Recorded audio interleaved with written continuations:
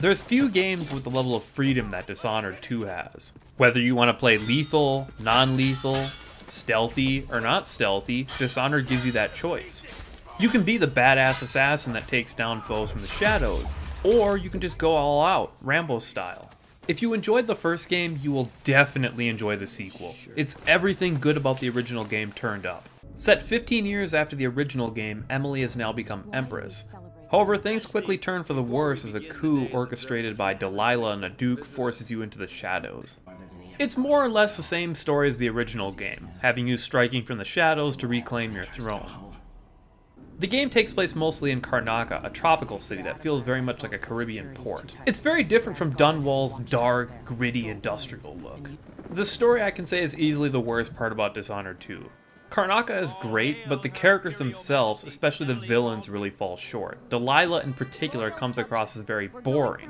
And the game more or less feels like a retelling of the original game. You're sort of sent into the shadows, you gotta reclaim, take back your throne. This time around you have the choice to play as either Emily or Corvo, effectively giving you two playthroughs. Corvo has all the same abilities from the original game, while Emily has a completely new set. Much like the first game, Dishonored 2 has amazing level design. There's just so many ways to complete each level, and it just feels so great when you discover that new path that leads you to a completely different way to complete an objective. And it also means that this game has insane replayability. One level in particular that I loved is the Clockwork Mansion. It's this massive building that changes as you press different buttons. It's sort of like this maze. As you're pressing different buttons, they might lead you back to where you were, or lift you up or down. It's just crazy. The combat really feels as great as the first game as well. There's tons of different abilities to experiment with. You can pull enemies towards you and stab them in midair. You can link the fates of enemies together, so if you kill one, it'll kill all them. You can unleash the rat swarm upon your enemies.